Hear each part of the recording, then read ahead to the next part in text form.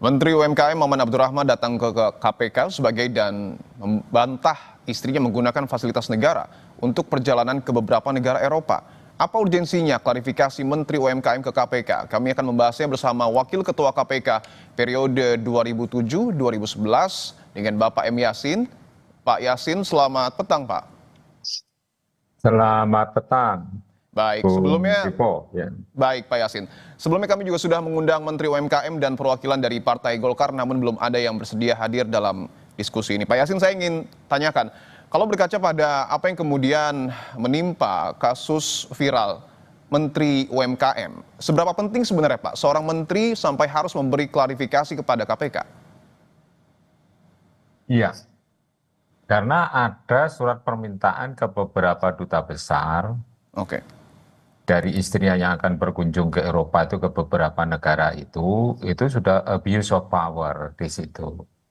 Jadi menggunakan kuasanya untuk kepentingan keluarga. Nah, sehingga itu timbul ya di dalam Undang-Undang 28 tahun 99 yang angka 4 itu ya yang namanya korupsi, kolusi, nepotisme itu yang melibatkan anggota keluarga juga.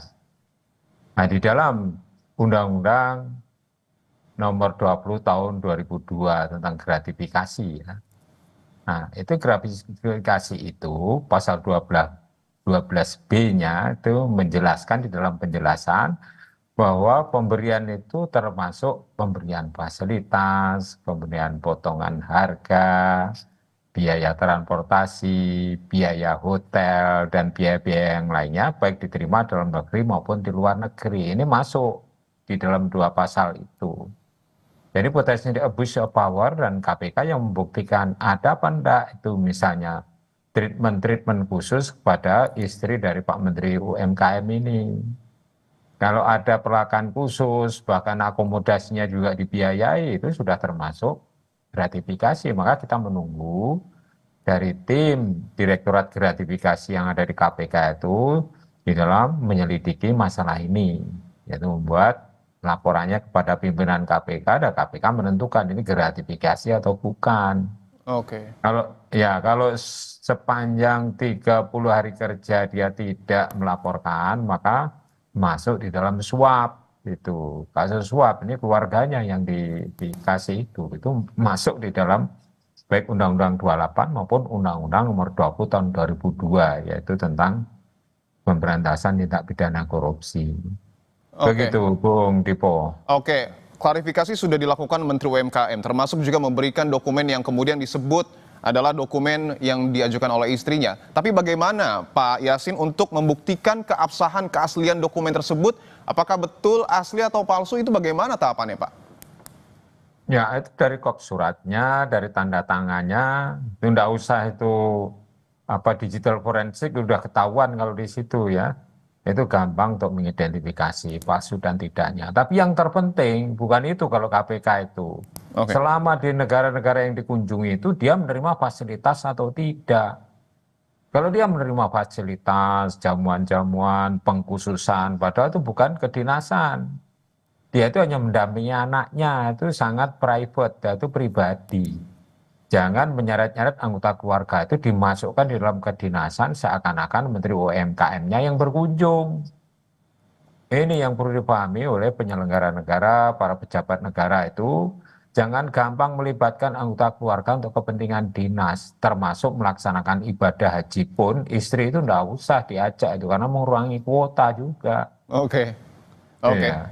Berdasarkan pengalaman Anda, Pak Yasin, bagaimana kemudian Ya. KPK membedakan seseorang ini mendapatkan gratifikasi atau meminta gratifikasi? Bagaimana cara membedakannya? Ya kalau meminta itu kan memeras. Kalau Oke. mendapatkannya itu anggota keluarga ya. Kalau enggak istrinya Pak Menteri kan enggak akan dilayani seperti itu misalnya ya. Kalau Jadi dalam kasus ini Anda lihatnya seperti apa, Pak? ya melihatnya itu adalah ketidakhati-hatian Pak Menteri itu mengirim surat untuk kepentingan istrinya. Ya, istrinya kan bukan penyelenggara negara, tapi anggota dari penyelenggara negara yang tidak layak untuk dibiayai oleh misalnya dan menerima fasilitas sebagaimana penyelenggara negara.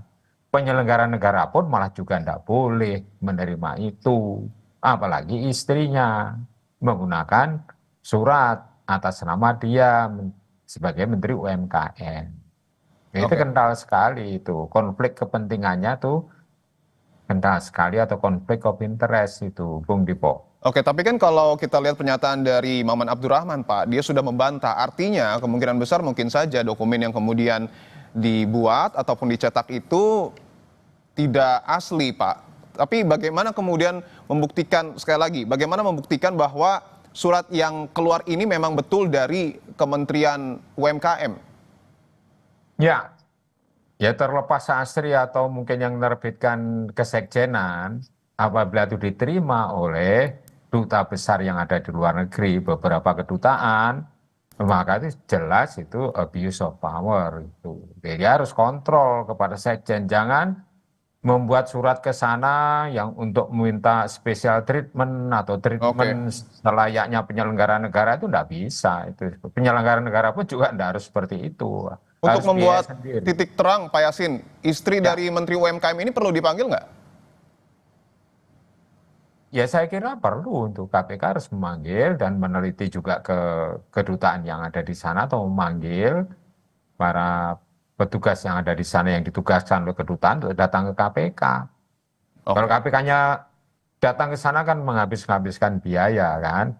Ya mereka yang harus apa itu namanya mengirimkan petugasnya apabila KPK memang perlu untuk mendatangkan orang tersebut untuk dimintai keterangan berkaitan dugaan penerimaan gratifikasi istri Menteri UMKM.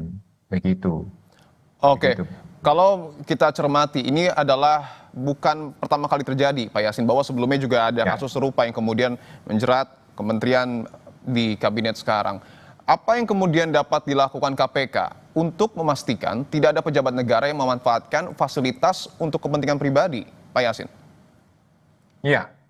Selama itu bukan untuk kepentingan dinas, pertama tidak usah misalnya saja menterinya membuat surat, ada kop kementeriannya, terus kemudian yang tidak paham dengan struktur kepemerintahan itu berarti tidak paham dengan administrasi negara. Oke, Yang seharusnya itu menteri itu harus tahu seperti itu, menteri yang kompeten lah tentunya ya.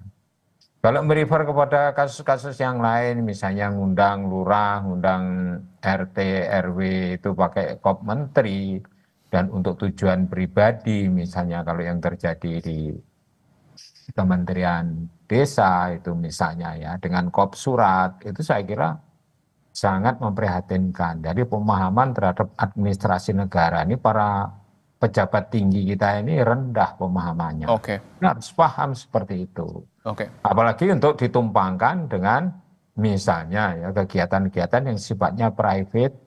Nah itu saya kira kasus-kasus sebelumnya kan ada itu yang mengundang masyarakat untuk memberikan dukungan kepada istrinya yang mau Baik, mencalonkan sebagai bupati apa itu. baik, Itu juga baik.